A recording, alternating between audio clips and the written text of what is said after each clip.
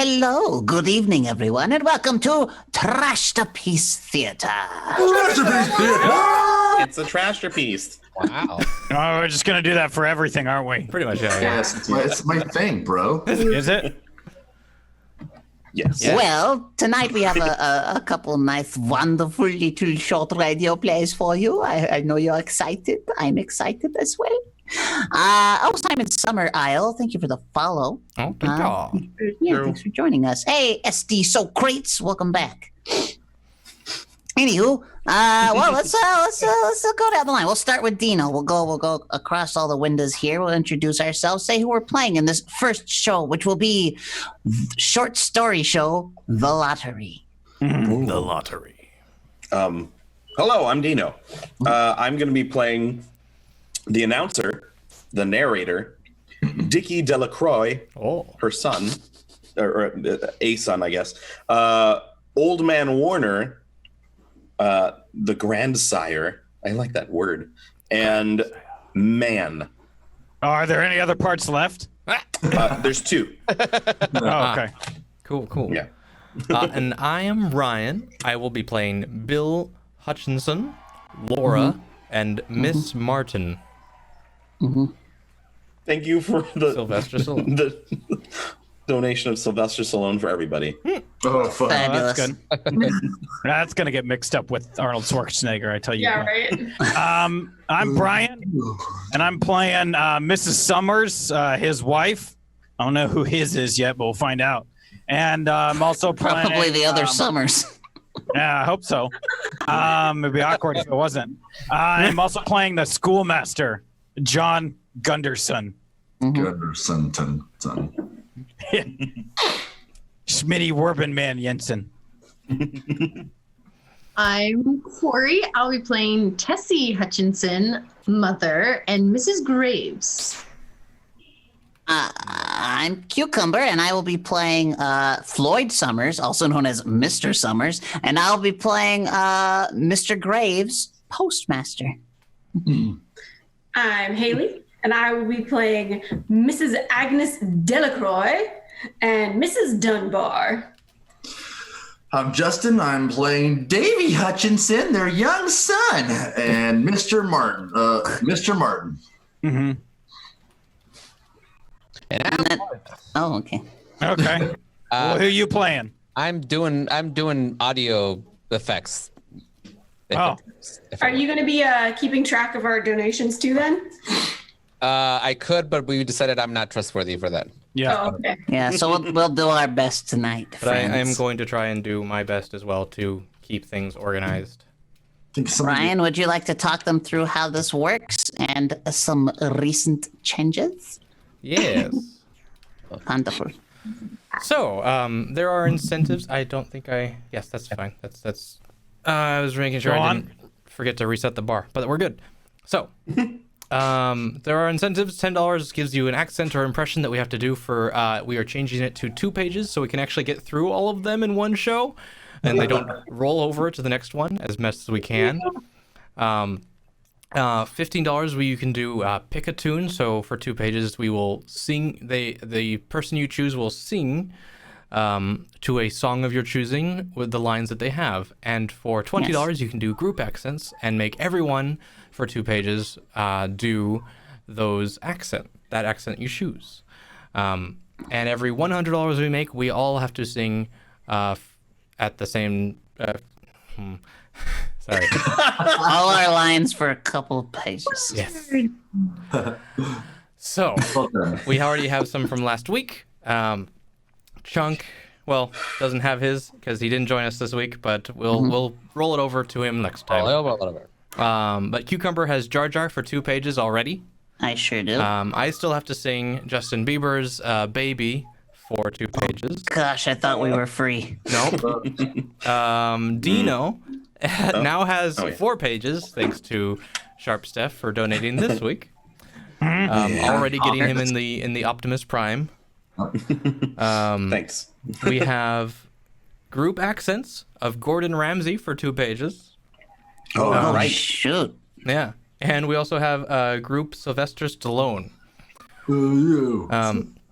And we do also in there somewhere, we have a couple pages of Vomit Chunk and Vomit Brian. And on that subject, that is no longer an accent that you can donate for. We're looking at you two. I got it banned. Right below us. You're welcome. Yeah, people were having actual physical reactions to it, and though I am here and I think vomit is hilarious, it's the greatest equalizer of all. Yeah, I don't actually want to make anyone ill anymore. So yeah, Anymore. That means you guys are doing a very good accent, though, to make people ill. Yeah, you that's know? doing a good job. Yeah, well done. Sorry for last week, guys. Stupid. Worth it. super worth it. It'll live on in infamy. And everyone's like, not the vomit one. I'm not ready for this. I think we changed, Dino, since we were the ones that donated it. Why don't we just give them something else? Finish it. No. Oh, hi, Ruth Ann Beverly says, "Oh, I'm not ready for this, am I? You're ready." Oh, you're Leaving always you. ready. What's he for Dino? What could Dino do? Yeah. What? Finish where you I already started. did mine. We paid money for good vomit. Oh, I already did mine. That does not want that. Oh, see, Yeah, these are- it was for Brian and Chunk. Chunk's not here, and it's just Brian. So whose was that? Are we able to? Can we was transplant? us.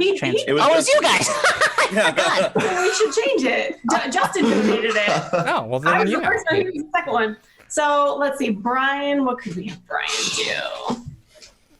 Something fun. Don't. Something good. something good. Yeah, whatever you pick, it better not suck. Okay, no pressure. We'll think of something. Okay. All right. What are we starting so- with? We have two groups back to back, I think. So Yeah. we should probably start with those. So we've got, We've got Gordon Ramsay for the first Yes. group, uh-huh. and then Sylvester Stallone after that. All right. So let's knock those out first, and then we'll go to our individuals. Man. Sounds like a plan. Okay. Gordon Ramsay. Oh, come on, for fuck's sake. Does anyone have plates Okay. we can smash? Sound All guy. right. So we're starting. Whew. All right. Oh God, Gordon Ramsay's good. Please, I hope if nobody judges this accent. I'm terrible at British. Okay.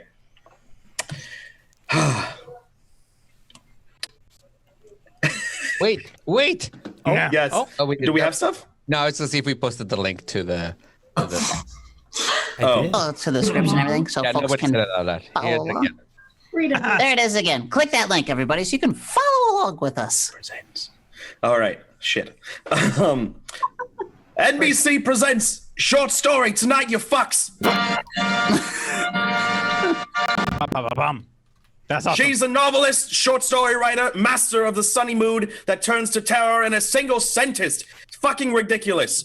But her statements are not dark for the sake of darkness, rather for the bitter truth that's in them. Shirley Jackson, idiot. Tonight, one of the most dramatic and horrifying of the Shirley Jackson stories, The Lottery. Terrible, awful. Here now, The Lottery by Shirley Jackson. Enjoy, fuckers.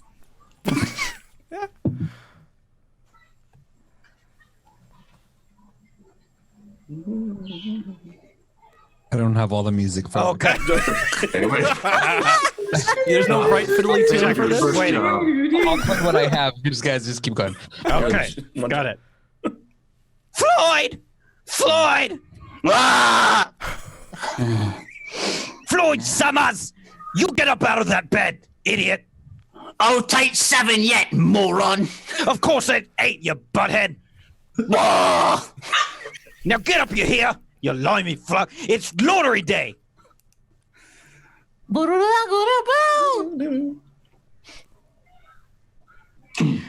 Now, Dickie, eat your cereal. No, we're all in. Gordon We're all Ramsay. Gordon Ramsay. I'm sorry. Sorry. Take two. We've been out for 2 weeks. Now, Dickie, eat your fucking cereal. I don't care if it's garbage. Eat it. I don't want no more. Fuck.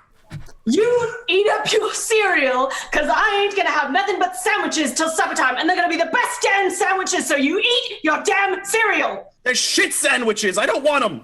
You heard me. You're not gonna cook no hot meals on lottery day, because your meals are absolute shit. You have this one. You have this one. Oh. Oh. You guys see the chickens? Those are chickens. Not squirrels. Yeah, we can hear them. Whoever's Bill needs to start their line. Oh, Bill. Gotcha. I see. Yeah, Bill. Bill. The Bill. All right, Davey, you fuck. That's enough of those chickens. Shoo! Come on now, son. We gotta fuck hay down the cows. It's still English. Yeah. Yeah, you can still say the words. It's actually literally English now. It's torturing pigs. I don't know why cows didn't look right to me in my head. Cows. Are you vegan? Can't feed you. Can't do it. It's too hard. But chickens are still going. Hey, Bill, you gotta finish your line. Yes. We got to fucking fuck down for the fork hay down for the cows. We won't be back all day.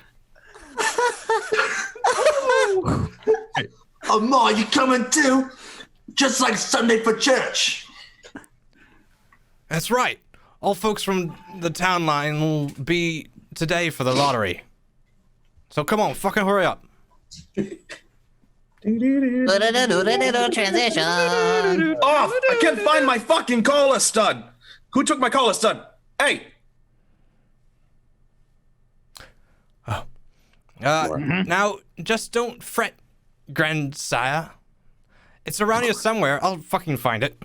If I can't find my fucking collar stud, I ain't going. Shit, 77 lotteries I've been to, never missed a goddamn one. Laura, find my collar stud. You hear? I'm shit tired of this shit. I don't know. All right, listen up. The morning of June 27th was clear and sunny with the fresh warmth of a full summer day. Awful. The flowers were blossoming and the grass in the town green in front like vomit in the bandstand. Is a nice warm summer, all right. Cat here. The folks in the village and the farmers inside the township line began to gather in the square between the post office and the bank by about 10 o'clock. School was out for the summer. The little shits were running around early to chase around the board sidewalks. The kids, I mean, you know, the way kids do. Oh, that's me again. 1, 2, 3. Bobby Martin and Harry Jones were sitting in front of the post office swapping stones, if that's what they're calling it these days. Bobby had his pockets full already. Nice, smooth, round ones, you know.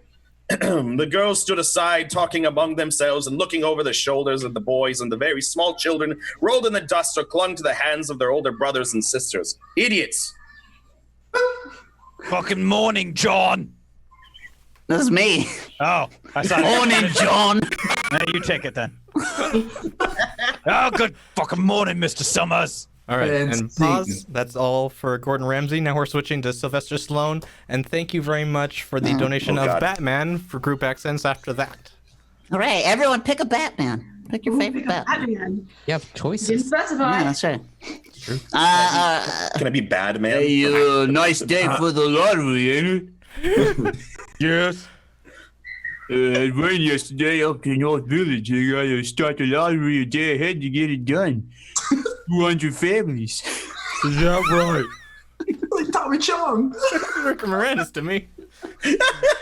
You gotta hustle to get the lottery over up there. It won't take more than maybe a couple of hours. It seems longer. Hey, that's the way it is with the lottery. I was talking it over with Mrs. Summers. Suspense makes time go slow. It's not slow enough. You draw this here, don't you? I guess so. Yeah, that's the rule, all right. A stranger in town draws the second year. Morning, Mrs. Summers. John. Ma'am. It's really good. Hey, morning, Miss Delacroix. Early, I see. Well, I don't go up to the village often. George don't like to leave the stop. You gonna have the store open after? Hey,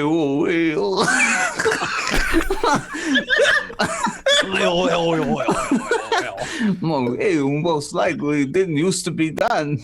Oh shit! That's Christopher Walken, wasn't it?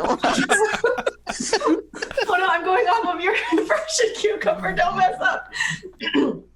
Well, you gotta be modern. I always say, excuse me, won't you? Martin's just got in. It's a nice day for it, though. You can say that for a fact.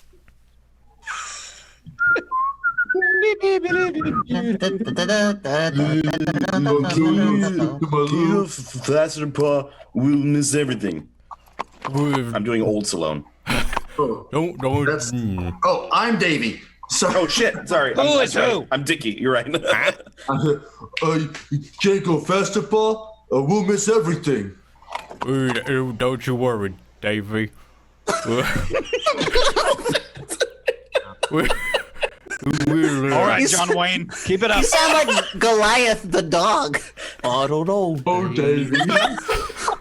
You're good in my book. We'll get there in plenty of time. I want to go into Summer's store after to get some patterns. Elsie Dunbar told me she's got some new ones in for short-waisted figures. Let's we'll talk. Let's talk about it. Not talk about it, Tessie. What do you mean? I've got the flowered stuff left over from last year, and if I can't get a good pattern.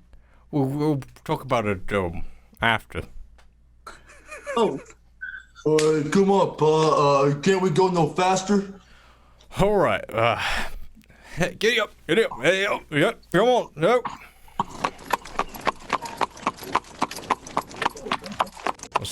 I was talking to that John Gunderson.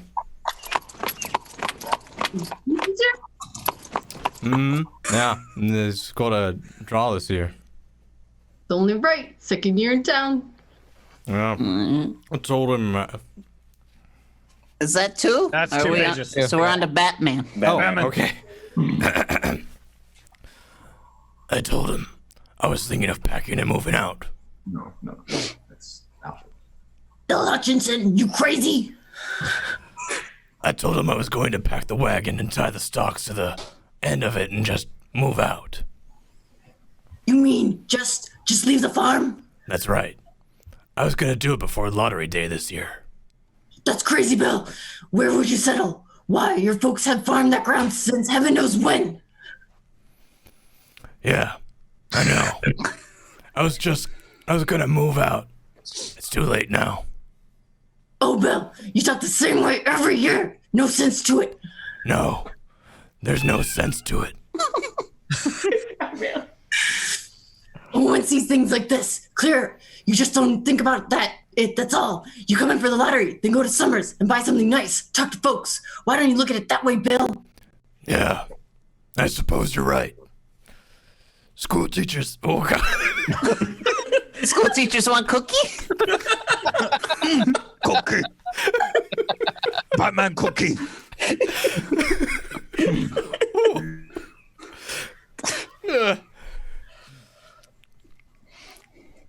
Go on. School teachers will agree with me. Go on. Get up there. That's the way, Pa. Hurry up. Yes. Damn, you got to it first. That's the only one I had in my brain. So. Noon. The men began to gather, standing around smoking, looking at the kids, talking about planning rain, tractors, taxes, Harvey Face. You know, Dickie DeLacroix had a couple of kids that made a big pile of stones in a corner of the square. And they were playing King of the Hill on it. Oh, the men stood together, away with the pile of stones, watching. The jokester quiet. They smiled rather than laughed.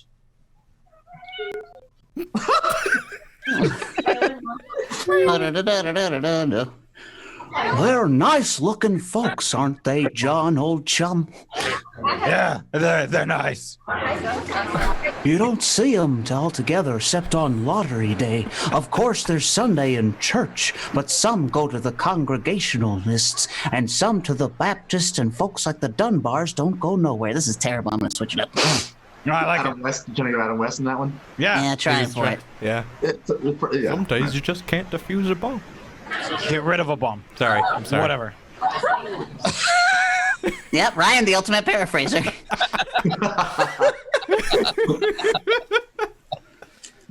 To be or don't, I guess. That's the question.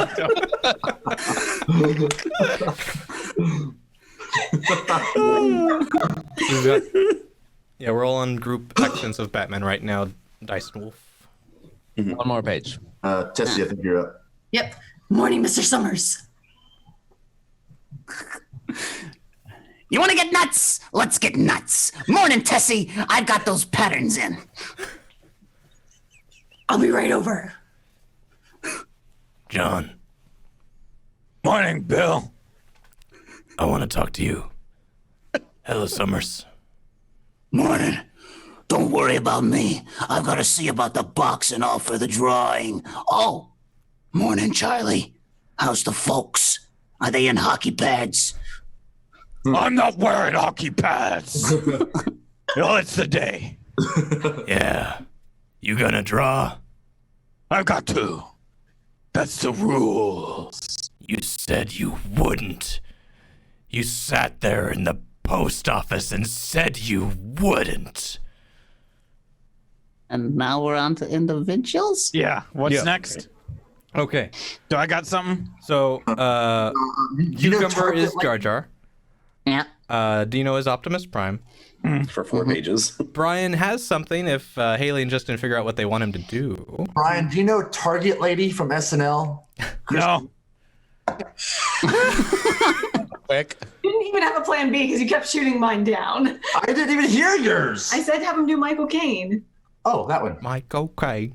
Michael Caine. My cocaine. I thought you meant for the Batman. No. No. Go. Michael Caine. Okay. Okay.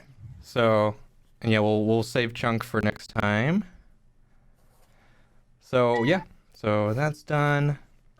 So, yeah. So we've got Optimus Prime. I've got Justin Bieber. Cucumber's got Jar Jar. Brian's Michael Caine. And, yeah. Should be good. Good. All right. Oh, I know, but I have to leave town and it isn't easy to get another school this late. Well, anyways, you can draw for yourself. Tessie keeps talking about it after, starts me to sweating. She keeps me talking about buying a pattern up to the summer store. And after short-waisted, she said, You had a whole week to listen to that song. yeah, I wasn't gonna make myself sit through that. This is I think that's worse than the vomit thing, personally. Yeah, I think so too. I definitely physically react to this way more than I did to the vomit. Chuck that says we're being punished. Rob Vega says, "Oh shit, I just got pregnant from the singing." Is that good, huh? I suppose you get used to it. I suppose if you always had it, you don't think about it. And I lived in the village of my life. I don't get used to it. I don't get used to it either, and I just want to punch you. Pa, can I stay with Dickie Delacroix? Can I stay with him?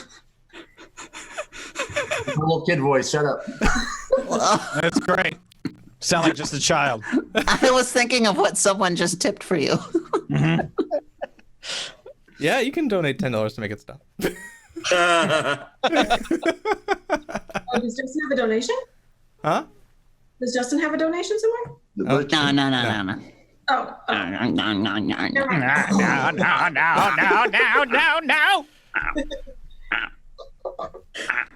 No. Okay. Bill!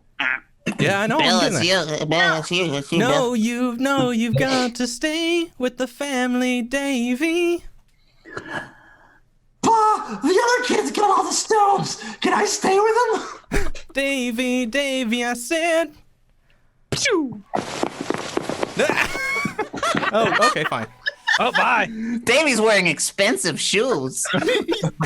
Or his dad's. All right, thank you very, very much for ending all of our misery. Sharp Steph has paid to cease Justin Bieber. Thank you, Sharp Steph. Never. Thank I you. feel like that's almost like a dueling pianos kind of thing. It's like, no, make it stop. Also, to answer your question about skull dice, Sharp Steph, yes. Oh. Always. Anyway, Davey, come here, David. Oh, look at that. He's having fun. All the kids are having fun. Why? That's what I want to know. Why? You're a farmer. You know the answer. You told me you couldn't find anything in the books that says it has to be. It stands to reason you'd find it in the books, don't it? This isn't my part of the country, Hutchison. I don't make the rules. Well, don't it stand to reason you could try to find out the truth? That's all I say. You can't argue with the folks about the lottery. I've tried. No, you can't argue with folks. Well, anyway, it's a nice day for it.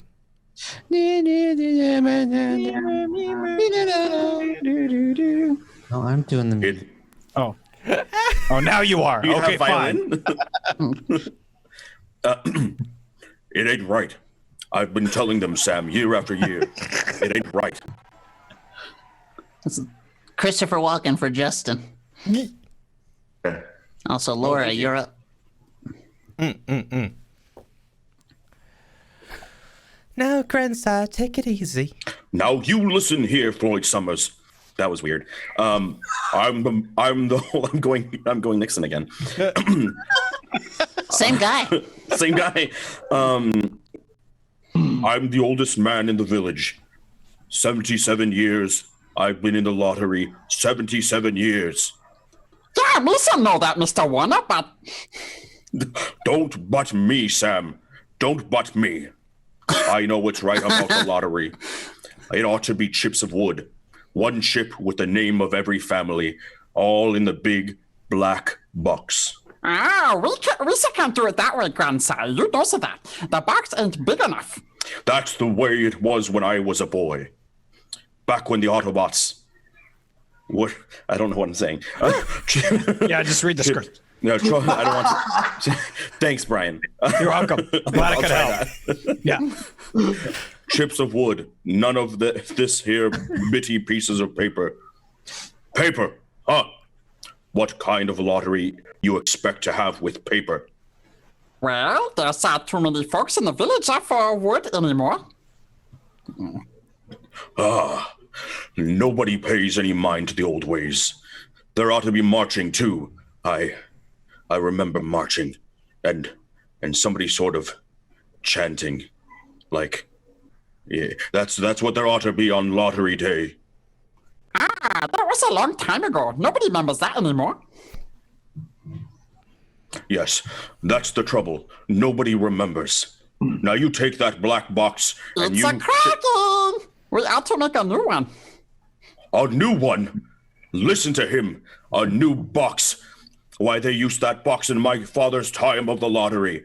And he told me it's made from the Allspark, pieces of the box in his grandmother's time. Now, you're supposed to be in charge of the box. Why, I saw it here before last lying in Graves' barn, and this year it's sat right on the shelf in your store. Now, is that any way to take care of that box? They don't run the lottery the way they used to. Hey, I've been in just 77 years, and I ought to know. Calm down. Tessie, come here. What? Oh, excuse me, Mrs. Delacroix. All right, Tassie. Footsteps. Oh, nope. Tessie, What is it, Bill? where's Davy? Playing with the other children, there by the stones. Get him over here. Why? We're hitching up and getting out. Oh, we've got to wait for the drawing. We can't go now. I said we're going now. Oh, Bill, don't be silly. First place, we came all the way into the village for the lottery. Second place, Summers won't be open till after, and I want to get those patterns. After? Don't you understand? Suppose... Well, I'm surprised at you. Why, nobody else acts this way. You've just got to take it as it comes. You're a farmer, you know that. Cucumber, you got a donation for $10 for Bane. Oh, Bane. all right. Okay, awesome. Thank you very much. I'm so excited. What's that got to do with it? Well, you didn't take on when the hog died of cholera before killing time. You just went on. But that's different. It just happened. You can't help if the stock gets sick. See? That's what I mean. You won't go? No, I won't. Neither will you. I don't get into the village often, and lottery day is one time. Sorry, I couldn't find the mute in time. Keep going. Not going back till it's all over and supper time. My goodness, Bill, you'd think it was something unusual. Lottery comes every year. It always has.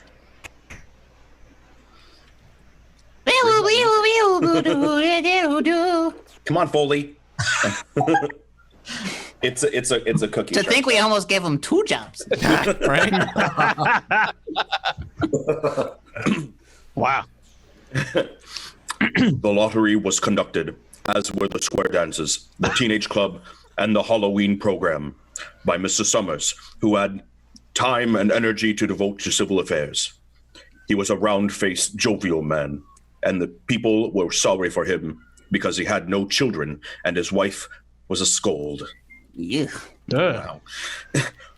He was busy in the middle of the square with a little black box, setting it up and balancing it on a 3-legged stool. One of you folks wants to give me a hand with the box. Mr. Martin. All right. Floyd, what are you doing right now? What's happening? It's a crowd background. Oh, gotcha. Yeah, read the script. Just hold it on that corner, steady now. Watch his hands, Summers. Ha ha. Oh, we're going to do this fair and square, just like always. Now, last night, up at the coal company's office, Mr. Graves and I made up the slips of paper. It ought to be chips of wood. What kind of piddling lottery can you have with slips of paper and waiting to be... Huh? Now, grandsire, don't you interrupt Mr. Summers. They're in the box there. Anybody wants to can haul them out and check them over. Time now for the swearing in. Mr. Graves will administer the oath to me. I expect, as usual, we'll waive election. Didn't used to be no election. It used to pass from father to son. Paging Mr. Graves? Mr. Graves? Really? Cucumber, it's you. Oh, shit! Yeah. Sticky notes. All right. Do you, Floyd Summers, solemnly swear to carry out the duties of this lottery without fear, favor, or prejudice, bias, or any other untoward acts of omission or commission? So help you. I do.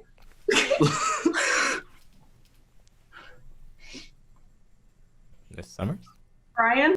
Right. You tell him, Floyd. Oh, I expect now we're ready. We proceed as usual, drawing my family, as according to the rules. Wait a minute. You wait a minute, Floyd Summers. Looks like another interruption. Oh, morning, Miss Martin. How do you like that? Clean forgot what day it was. Hello, Tessie. Yes. Hi. That's Thought good. my old man, was out back stacking wood. Then I looked out the window and the kids had gone. And I remembered it was 27 and came a-running. Did I miss anything? Oh, you're in time. They're still taking away up there. Talking away up there. Well, what's just beginning, Mrs. Martin? Now, you just take your place with your family. Hands still wet from the dishwasher. Well, now, I guess we'd better get started. Let's get this over with so we can get back to work. Ain't everybody here? Huh? Well, now, let's... This ain't the drawing, just checking the list. Now, Adams? Well, glad to see you. I missed you last Saturday. Creepy. I guess you made it after all, huh, Mrs. Martin? Well, now, Tessie, between you and me, I knew it was lottery day, but you wouldn't have me leave the dishes in the sink now, would you? Dunbar? Dunbar. What? Where's Dunbar? Dunbar, come on. Who draws for Dunbar? Clyde broke his leg, didn't he? Now, who's drawing for him? Well, I guess I draw. Oh, that's right. That's the rule. Wife draws for husband. Except you've got a grown boy to do it for you, haven't you, Janie? Well, Horace is not but 16 yet. Guess I go in to fill in for the old man this year. All right, I've got that checked. Watson boy drawing this year? Yeah? Oh, there you are, Charlie. Good to see your mother's got a man to do it.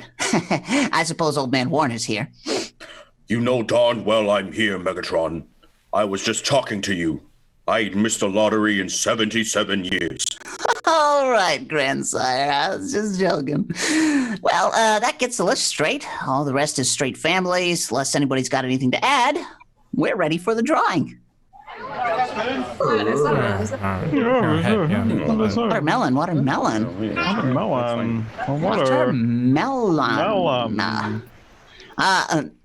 Walla walla. Yeah, hi, Steve. Just draw anyone. Don't look at it until after. Next, Adamson. Right, that does it. Step. Anderson.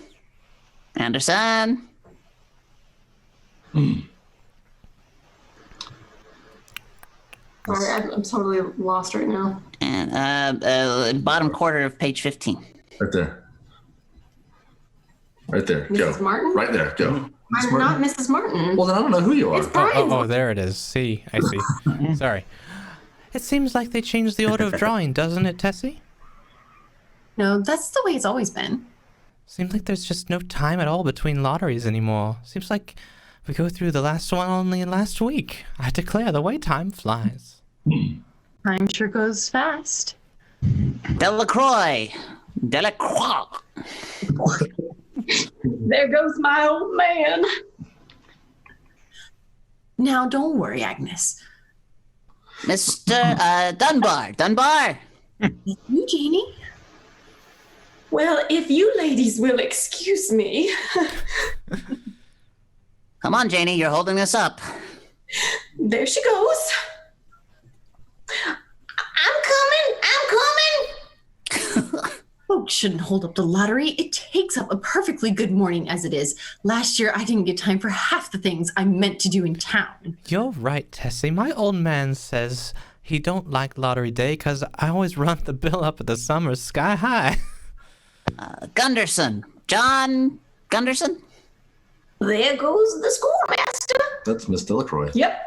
I am Mrs. Delacroix. But that's your Miss. Yeah, I know. We're all confused. All the same. I claim it then. There goes the schoolmaster. Oh, shit. I claim it before you claim it. How's that? Because I claimed it first. Yeah, but I said I claimed it before you did. Therefore, I claimed it before you. Jesus. We are 3 years old. 5 years old. There's 2 schoolmasters this year. I'm not going to draw, Mr. Summers. Hey now, whoa, what are you gonna draw? Hey, what? Now, John, You know the rules. This is your second year in the village. I know, but I'm not going to draw. No, don't be contrary, boy. It said I only had one line. Everybody draws in the lottery. What makes you better, schoolmaster? I don't believe in it. Now, that isn't the point, John, and you know it. Listen to him. He don't believe in the lottery. You hear that? I think you've done 2 pages. I had 4. Yeah. Oh, what? Wow. That's 2 from last week and 2 from this week. Oh, impressive. Well, then keep going, by all means. You should take it easy, grandsire. Why?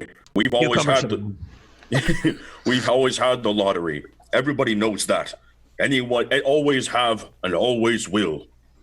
Over in the North Village, they're talking of giving up the lottery. A pack of crazy fools to the North Village. Listen to this idiot. Nothing's good enough for him. Next thing you know, they'll be wanting to go back to living in caves. Nobody work anymore. Like that for a while, and They don't have the lottery where I come from. They stopped it years ago. yeah, maybe so. But we ain't fools. Not here. Used to be a saying. Lottery in June, corn'll grow soon. You listen to him with his books and ciphering. First thing you know, we'll all be eating stewed chickweed and acorns. You're right, grandsire. Yeah, I think he's right. I agree. Agreement. Watermelon. Yeah, sure. That was weird. There's always been a lottery. Bad enough it ain't what it used to be, with Floyd Summers up here joking and all. But there's always been a lottery. But why, I tell you? They stopped it up north, more villages every year, and the corn grows just as high. Nothing but trouble in that pack of fools. Now, you ain't no farmer, Gunderson. Old man, Warner's right. Yes, sir. Lottery in June, corn grow soon. That's the way it's always been. You can't get around that, schoolmaster. Lottery in June. But nobody knows. You've never tried. You just go on and on every year the same way.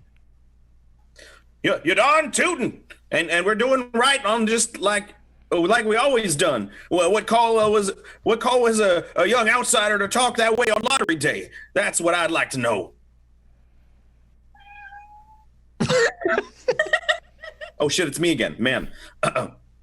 Now I don't get raw, grandsire. No, you don't. Now don't get raw. That's what it was. Yep. Thank you. The cat is like trying to scratch me through the green screen. Yeah. 77 years I've been coming to lottery day. But can't you see there's no reason for it? No reason. Year after year for generations on June 27th? If you'd only think, if you'd only try, if you were willing to use reason instead of blind obedience to a crazy outworn tradition. More skepticism. Skeptic. That'll be enough now, John. You spoke your piece. Now, we better get down to business. Rules say if anybody balks, the committee draws for him. Now, ain't that right, folks? That makes sense to me. Exactly. Certainly is. That's right. Now, I'm going to call you again, regular and proper. If you stand mute, we'll go right on and draw for you. Now, which is it? All right, I'll go. Fine. Yeah. Footsteps. Now, let's get on. Hutchinson? Bill Hutchinson? Get on up there, Bill. There goes your man, Tessie. Imagine the schoolmaster making such a fuss. He's no better than the rest. Everybody draws on lottery day. All right, sir. Now the last one. Warner? Warner? Sorry. Yes, sir. I'm right here. Step. All right, grandsire. Take it easy. No rush. That makes the 77th year I've been in the lottery. Yes, sir, 77 times. Draw your slip now. Yep. Oh, yeah, you did. Let me do it. I don't know when you it. are or not. There's steps too. What are you doing? He's just all right. It's all done. Martin, close the box. Oh. Yep. The wooden box is shut. We're eagerly stirring. Who said got it? What's the family? I ain't got it. Grandsire, let me see you some paper. Let me see it. You let go of my hand, you hear? I can take care of myself. Ma, is it us? Is it us, Ma? Well, for goodness sake, what family is it? Who's got it? All right, folks. Now let's do this orderly. Come on, come now. Now, what family's got the black slip? It's the Hutchinsons. Look there, Bill Hutchinson's got it. Oh, Stirring a little bit. Yes. Oh, the Hutchinsons. That's right. Oh my God. Wow. Peggy, you run and tell your father it's the Hutchinsons. Go on, run. It isn't fair. It isn't fair. Floyd, Summers, I saw you. You didn't give him time to take any slip he wanted. I saw you. It wasn't fair. Now, Tessie, be a good sport. All of us took the same chance. It isn't fair, I tell you. It isn't fair. Shut up, Tessie. Well, now, everybody, that was done pretty fast. Just 1 hour and 2 minutes. Oh, yeah. Not bad. Very good. Yeah. Now we've got to be hurrying a little more to get done before noon. It wasn't fair. Now, Bill, let's see. You draw for the Hutchinson family, don't you? You got any other households in the Hutchinsons? There's Don and Eva. Make them take their chance. Make them draw. Now, Tessie, Eva's your daughter, but she's married now. Daughters draw with their husbands' families. You know that as well as anyone else. It wasn't fair. Yes, that's it, Floyd. No, sorry. I guess that's it, Floyd. Misa's daughter draws with her husband family. It's only fair. Well, now, Bill?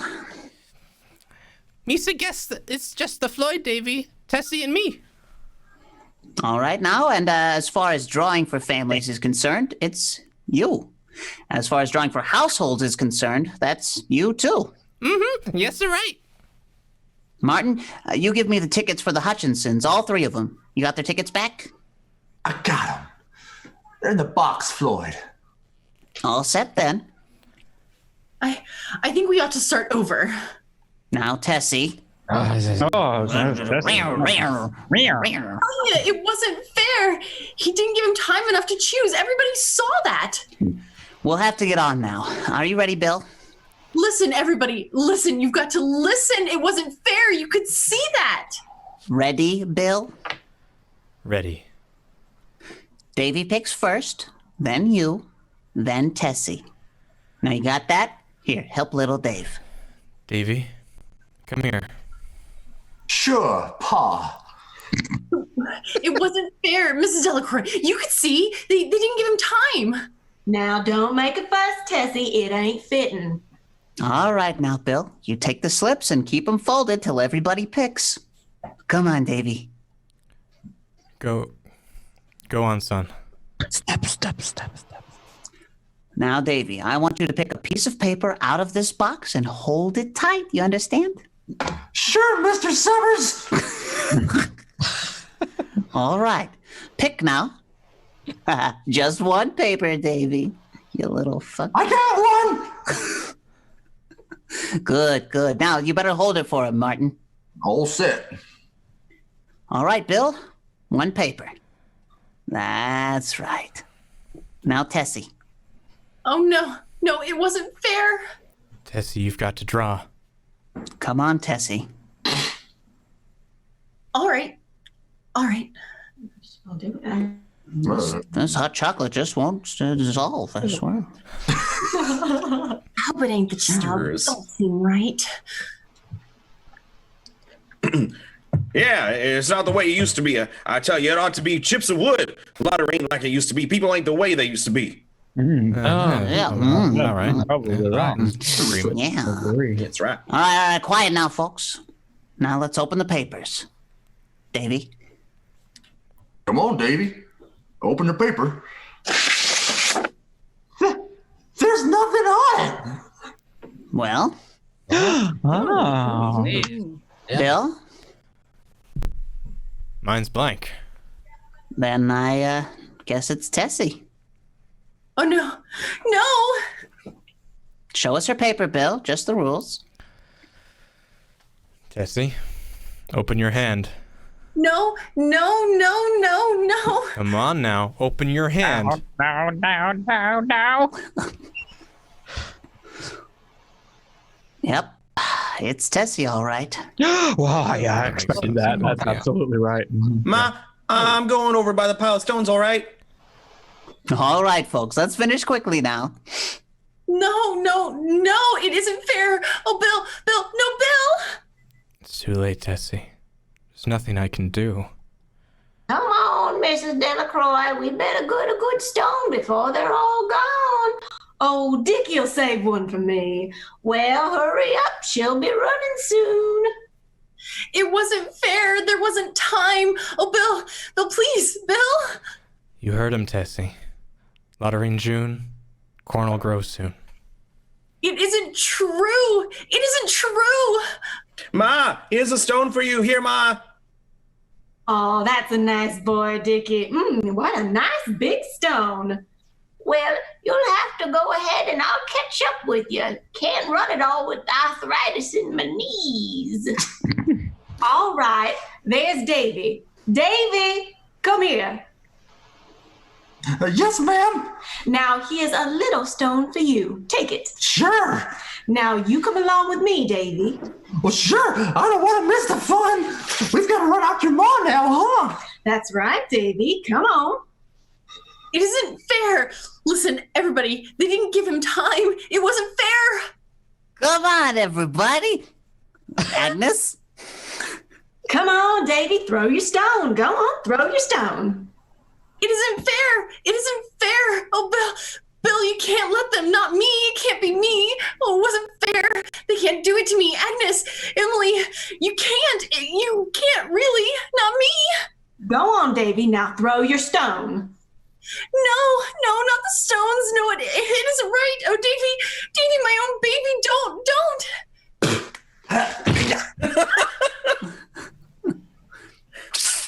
Wow. There it is. Oh.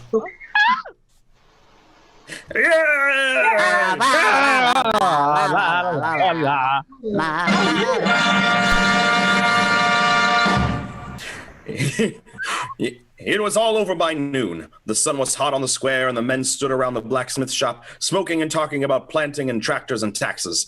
And the women gathered in summers and bought yard goods and patterns and notions. The little children played in the dust, throwing pebbles at each other. The lottery was over for this year. Lottery in June, corn will grow soon. Next year, next June 27th, well, maybe we'll learn. Oh, shit. Maybe there'll be no lottery. Maybe we'll begin to reason to find the truth. Maybe we'll find out we don't have to pick out folks in the lottery just because our fathers and their fathers did it, because it always was that way. Maybe next year there won't be a lottery. It's up to all of us. Chances are, there will be, though. You have heard The Lottery by Shirley Jackson, whose novel The Hangsman will be published soon. The adaptation was by Ernest Kinoy of NBC. In tonight's cast, Mrs. Summer was... I don't remember. Brian. I don't have the list on me. The other people played other things like Mrs. Delacroix, and Dickie was played by some weirdo with a beard. Hey, accurate. Well, that was me. I know.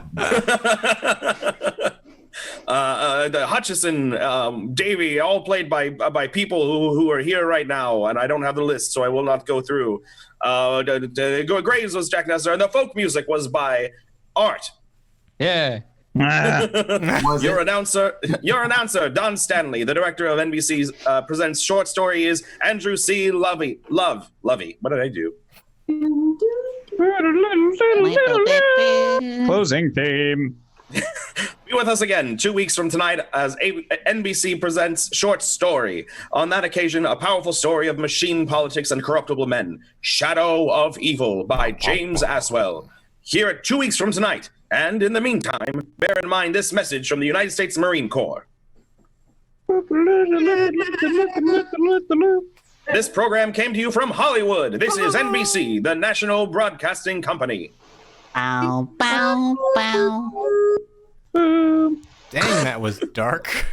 Wow. You've never heard that story before? No. I read that one in school. Yeah, so did Rob Vegas. So yeah, someone in chat was like, I read that in 7th grade. I did too. It was like 7th grade, and we read it, and I was like, oh my gosh, this is so dark. For dark, yeah. I killed my own mom. Look, we entertained you and taught you a lesson. Yeah. We read like Poe in middle school too. Like they weren't holding us back. There were different times, the 90s. True. Yep. All right. There's a short film version? Nazgul Rodeo said, so entertainment kind of sucked at radio times. No, man, they were all about it. I'm telling you. Yeah. Gathered around the radio in the center of the family room. Yeah. Can't wait to see what happens next. All right. Moving on to our next episode. Yeah. Hall of Fantasy. The Black Figurine of Death. Death. From 1953. Can we go around and say who we're playing for this one? Sure. Yes, please. Yeah. I'm gonna be the announcer again. And that's it. I will be playing Uncle Amos. I'm David. And I am Emily. I'll be Carl Sawyer. I'll be Joyce. And I'm Harold. Hooray. And I'll be doing more Foley. And I have Will you? this time. Oh. Well, the last one had weird descriptions for Foley. This one actually. I mean, it said footsteps. Yeah. And Violin, paper, murmur. Time was a factor. I see.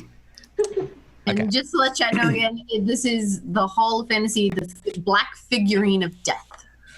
Yes. So, and also, we are completely done with all the accents and stuff you have for us. We are $20 away from all of us singing our lines at the same time. But yes, so you can still. Oh, there it is. Oh shit.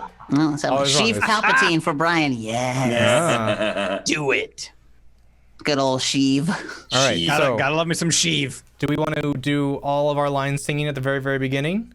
I thought we needed $20 for that. I was wrong. Oh, yeah, we just hit it. Let's start off with a song. Yes, do it. Song. Okay. Oh crap, what's my character's name? Are you ready? Carl Sawyer. Sawyer. And now, the Hall of Fantasy. Welcome to the Hall of Fantasy.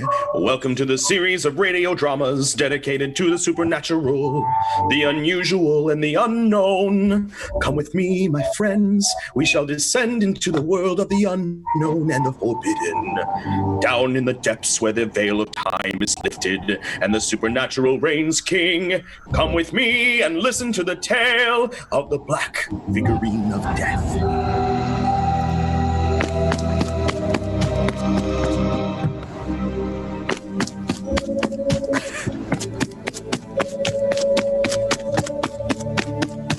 Harold?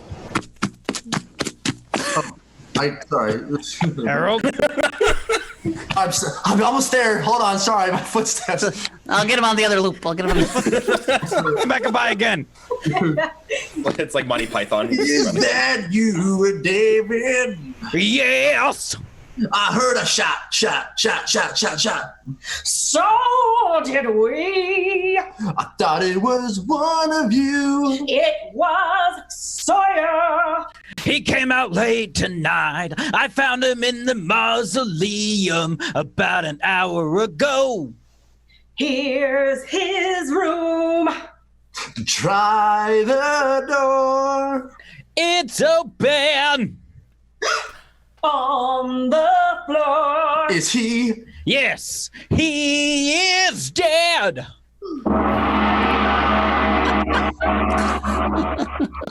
In just a moment, the Hall of Fantasy will present the Black Figurine of Death. And now for a story, an original tale by Richard Thorne, entitled The Black Figurine of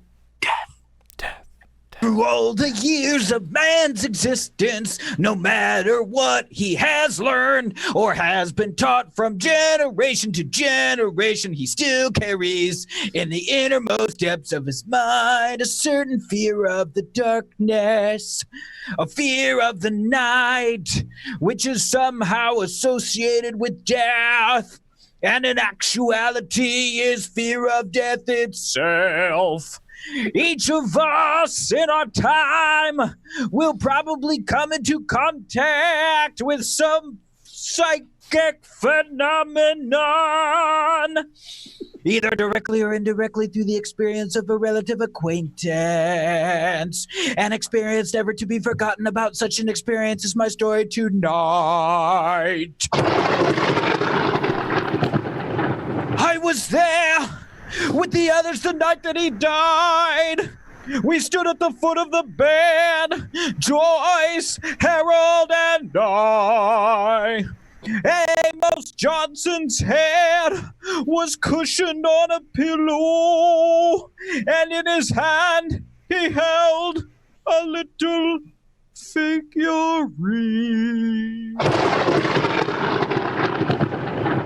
Then for us, Uncle Amos. That's also you. Yeah. I think that's supposed to be. That should say Uncle Amos, right? Because that It doesn't should make say sense. Uncle Amos, yes. Okay. Of course I did. Otherwise you wouldn't be here in my room, Harold. Now, Uncle Amos, there's no need to panic. Be quiet. Be quiet, all of you. Ah, you're here too, David. Yes, sir. Be quiet. I didn't ask for a speech, young man. I'll do the talking if you don't mind. I must speak to you all while I still have the time. Why don't you rest, Uncle Amos? Rest. You'd like to see that, wouldn't you, Joyce? And David and Harold, what? No answer from any of you? I know why you can't say anything, because it's the truth. Now, see here, Uncle Amos. Listen to me, young man. These last years of my life, you've all left me alone. You've had more important things to do. That is until tonight. Tonight, you're all here because you know I'm dying. You come here like a pack of wolves, waiting for me to die. Waiting for your chance to inherit my estate. Oh, that isn't true, Uncle Amos. Oh, isn't it? I think it is. Don't worry. You'll inherit the estate. The three of you, but in the end you'll wish you never had. What do you mean, Uncle Amos? Weird. What do you mean? Die. You all see me again. All of you who hated me, and you will know of my presence when you see this. Oh, but that's just a little figurine, Uncle Amos. You will wish you've never seen it before I'm through. You will wish you've never known me, and that you've never been born before you die. You will all learn what fear is. You'll learn how it feels to be. Feels to be alone. Oh, Uncle Amos. He's dead, Joyce. Oh, no. No, he can't be. He's dead, all right. What's that? something dropped out of his hand. Why? It's the little figurine.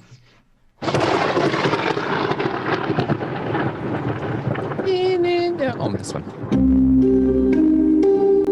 Yeah. The little figurine lay there on the floor. It had fallen from Uncle Amos's hand just as he died. And when it had struck the floor, it had broken into 3 pieces. I picked them up and I held them in my hand. The pieces fit together perfectly. Like the pieces of a jigsaw puzzle. It was clear.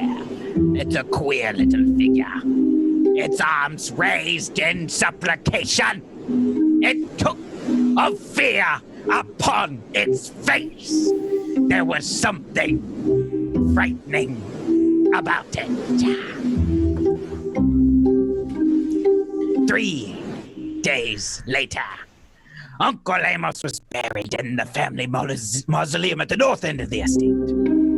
A week after that, we all gathered together in the old house with Carl Sawyer, the executor of the state.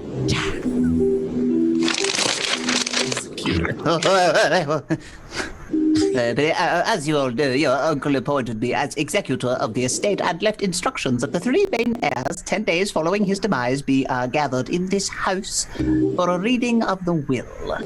You told us that earlier, Mr. Sawyer. So I did. Are you all seated comfortably? Quite comfortably, Mr. Sawyer. It's a rather long will, you know. Now I will begin. Will, you No, I know. think that's his line. Oh, it doesn't. I don't know what it says. I don't know whose line is it. Anyway. I'm reading the will, so I imagine it was mine. Now I will begin. I, Amos Johnson, a being of sound mind and body, do make, ordain, and publish this instrument as my last will and testament. Mr. Sawyer. Why don't you just tell us about the will? That's a rather unusual procedure, David. David's right, Mr. Sawyer. It will save a lot of time and trouble. Perhaps you're right. Let me see. Now, referring to the disposition of the monies and property, it is to be divided equally among the 3 of you.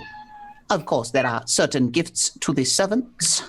Don't want the cat, but naturally. Yes, naturally. There is a considerable amount of money to be divided even after taxes. Each of you will be independent for life. I can't understand Uncle Amos willing us the entire estate. The night he died, he... Contrary to what you may think, your Uncle Amos was really quite fond of you. Is that all to the will, Mr. Sawyer? No, of course you realize that if one of you were to die, his or her share of the estate would be divided between the 2 remaining heirs. And there is one other provision I do not quite understand. Yes? Yes, let me read it, please. The heirs are to reside on the estate for a period of 1 year. If this is not done to their claim to the estate will be nullified and they are to be left without a penny. Unfortunately, they were present very infrequently during the last years of my life. A rather strange provision. Yes, isn't it? However, as executor of your uncle's will, it is up to me to make sure the provisions are carried out, and believe me, I feel a deep sense of duty to your late uncle. The 4 of us discussed the will until the early hours of the morning. We persuaded Sawyer to spend the night with us so he could return to the city in the morning. The house became quite silent, and the only sound I heard was the ticking of the clock on my dresser.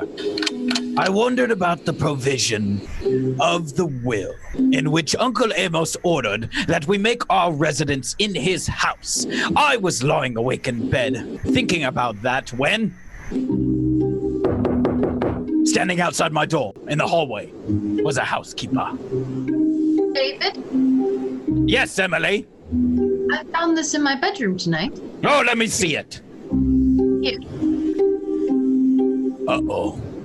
It is a little black figurine, just like the one my uncle had. You can have it back now, Emily.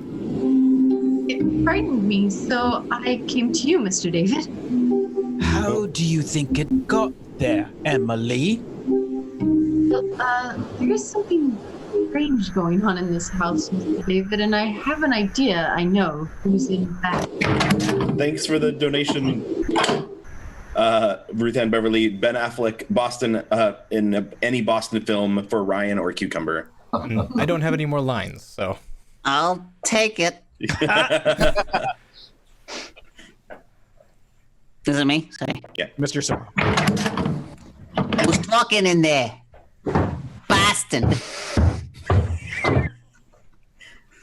Oh, it's you, David and Emily. You're up rather late, ain't you?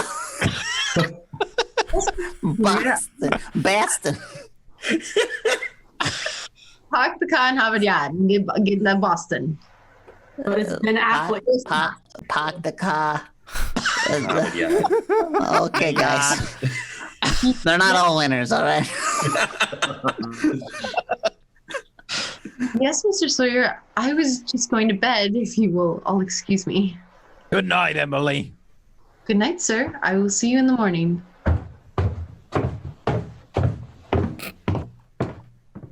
Well, I suppose I'd better get back to bed too. Good night, David. What was that? Good night, Mr. Sawyer. John F. Kennedy? Is that? Well, is he in from this Boston? decade. Ask not what your country. Before the decade's up.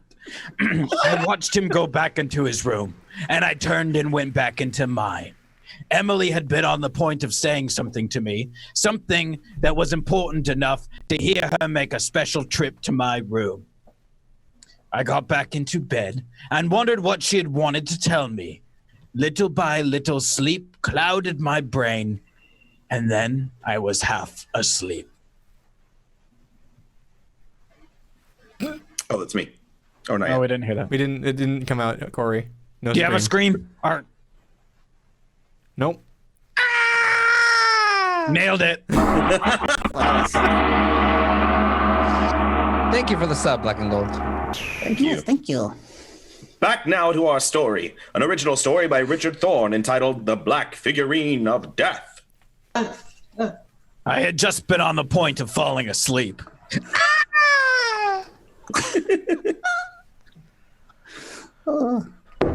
That's not it. Nope. Open them. Open the door. You can come in. It's unlocked. I heard Sawyer. I heard someone scream. Oh, yeah, so did I, David.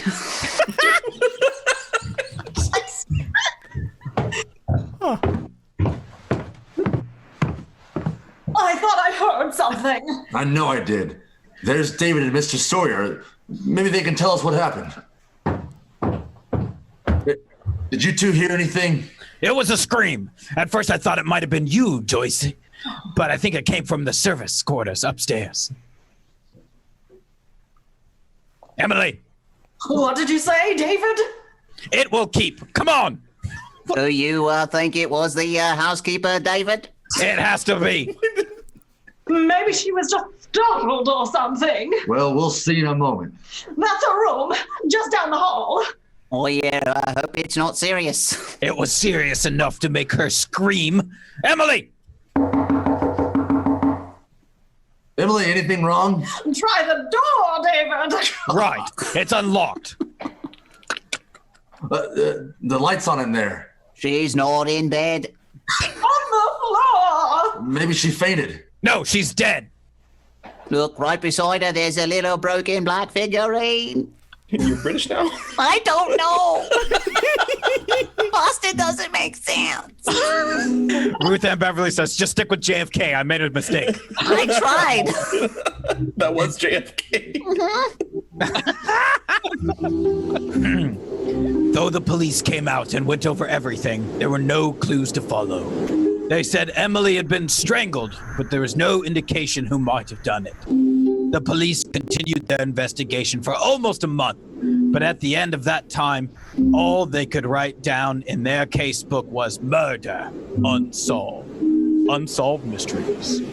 One evening, About 6 weeks after Emily's death, Harold, Joyce, and I were in the living room. The police said they'd never been able to find out who did it unless something new turned up. And it probably won't.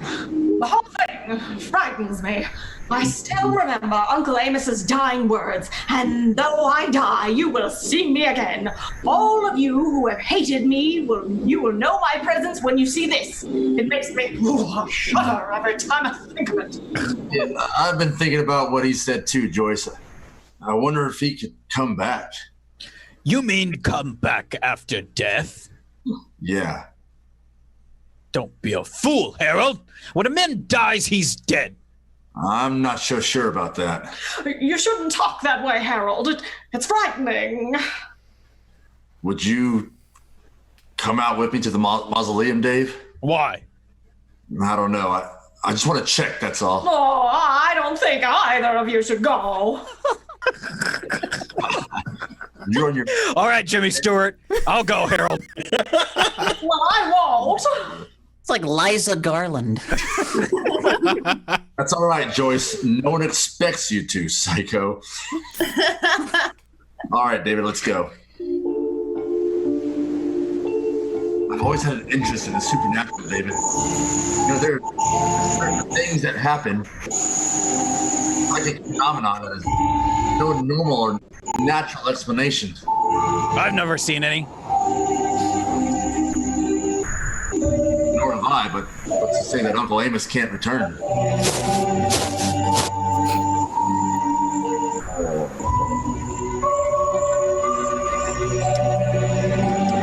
You have the key? Here, open the door.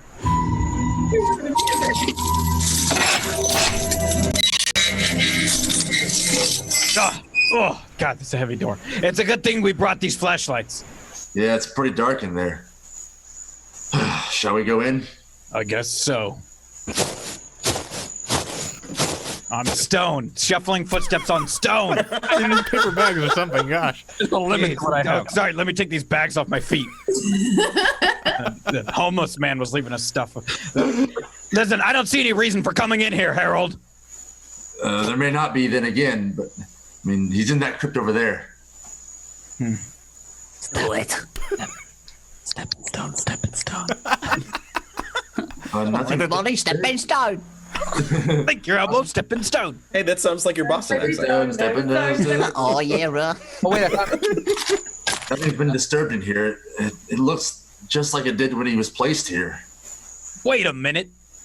This wasn't here the day he was buried. What? This. That's strange. I didn't see that when I came in. Well, you probably weren't looking over there. I wasn't either. Another black little figurine, broken, just like the others. It gave me an eerie sensation.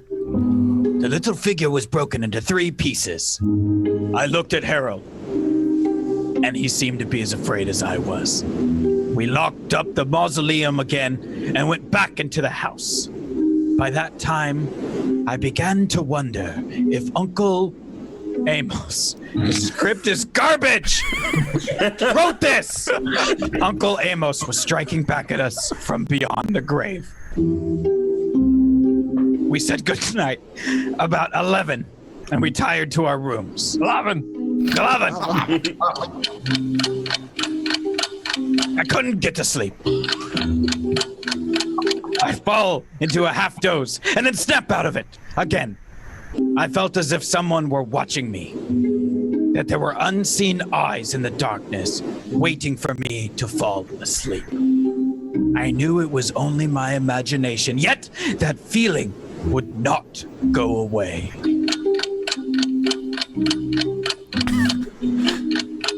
About 3 o'clock, I got out of bed. I decided to return to the mausoleum. As I went out the front door, I noticed a light drizzle had sprung up. What? What was that? Frogs out here are murder, man. Yeah. Death frogs. Something drew me towards the mausoleum. A compulsion. An inner force over which I had no control. I walked slowly up the gravel The mausoleum. There's paper bags everywhere. Not noticing the light rain which fell upon me. When I was close enough to see the doorway, I received a distinct shot for the door. What? I received a distinct shot for the door was open. And there was a circle of light behind it. What? I walked to the door. I tried to get through the door quietly. I jarred it a little, and the noise made the man inside whirl around, and in his hand he held a gun. David, what are you doing here? David, that's me. I might ask you the same question, Mr. Sawyer.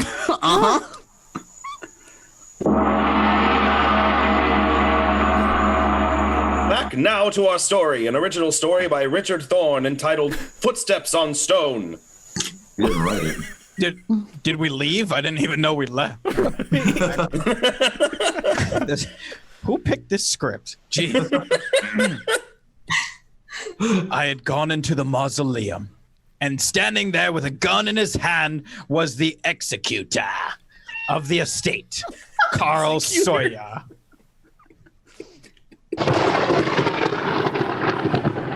Your executor. David, what are you doing here? I might ask you the same question, Mr. Sawyer.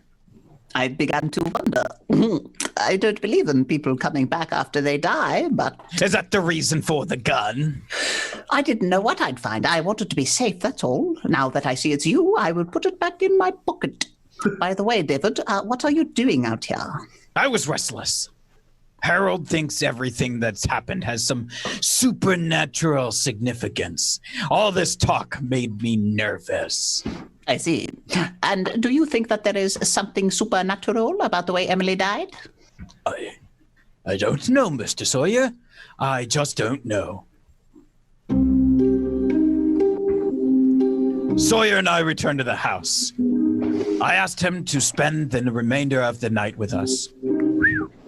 Besides, I wanted to keep an eye on him. I didn't feel much like sleeping, so I went down to the library. I found a book and sat down to read. Got an elephant? Yep, these are floors, all right. I'm sorry, I wore my boots. David? Yes? Mr. Sawyer told me you were down here. What's the matter? I can't sleep. David, I talked to Mr. Sawyer for almost 10 minutes. He said he thinks you're in back of everything. What did you say to that? I told him he was wrong. Thanks for your confidence, Joyce. The more I think about it, the more I think that Harold is right what he said. That Uncle Amos has come back to life? Yes. I'd keep an eye on Sawyer if I were you. You think he's in back of it? I'm not sure. You must have some reason for it. Well, I went out to the mausoleum tonight about an hour ago. Sawyer was out there. He had a gun in his hand. Perhaps he was just curious. Why should he get curious at 3 a.m? It does seem rather odd, but No, I warn you, you stay away from me. Yeah!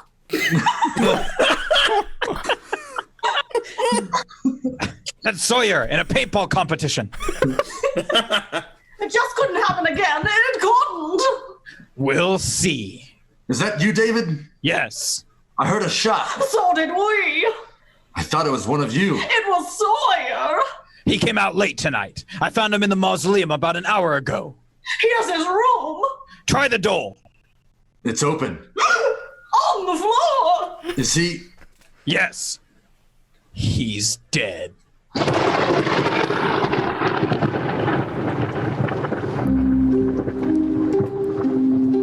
Sawyer lay there on the ground, sprawled in a grotesque position of death. By one outstretched hand was a gun, and by the other, broken into 3 pieces, was a little black figurine. Harold called the police. They said they would be out as soon as they could. The 3 of us went downstairs to the living room. That's right. It is Uncle Amos. who was behind all this. Oh, it must be. There's no other explanation. I told you before, there are certain things which cannot be explained. The deaths of Emily and Sawyer proved that. You still don't think that Sawyer was in back of it all, do you, David? Hardly. Oh. Will or no will, I'm leaving here now. I'm going upstairs to pack. I'll be down in a while. Oh, I'm going to leave too, David. What about you? I don't know. I still can't make myself believe. Mickey Mouse for Brian. Thank you, guys. All right.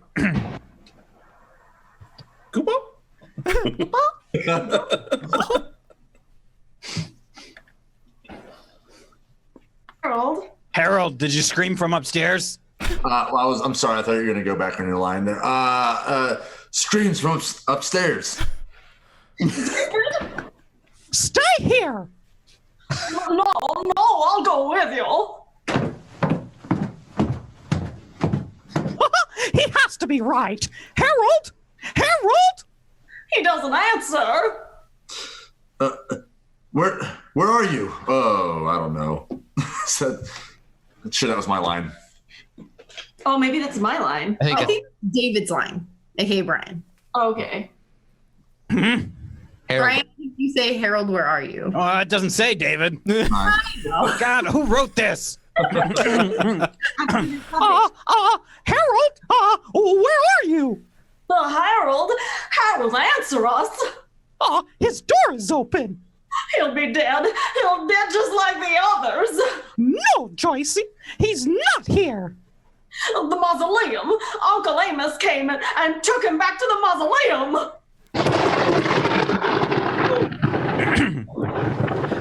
We went into Sawyer's room. Harold wasn't there, nor was Sawyer's gun. I suppose Harold had picked it up on his way to the room. I decided to go out into the mausoleum to see if Joyce was all right, to see if Harold's dead body could be found there. Joyce wouldn't remain in the house alone, so together we started out through the rain-filled night.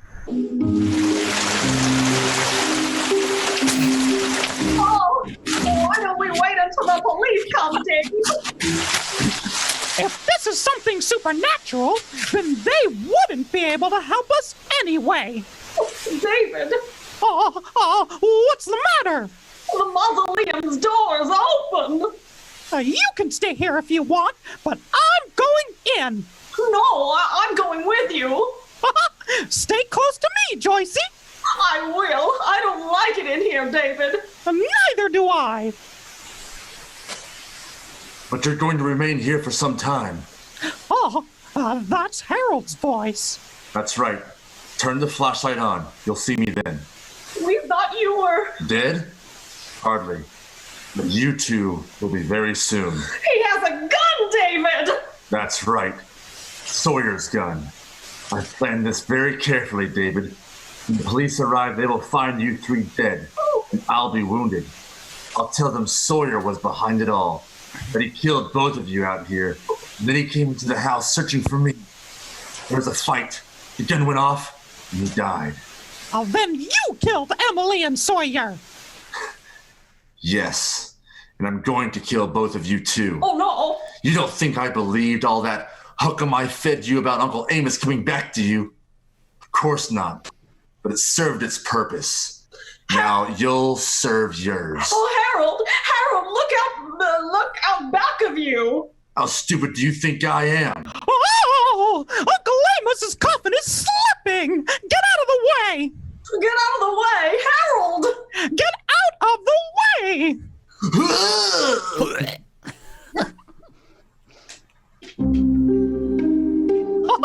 He's dead, Joycey.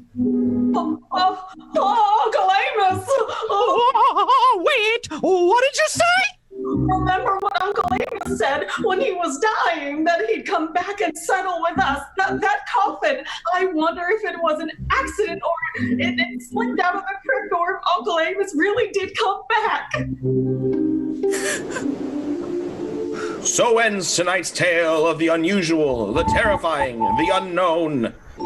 Join us again when next we journey down the corridors of the Hall of Fantasy to hear another strange tale of the supernatural.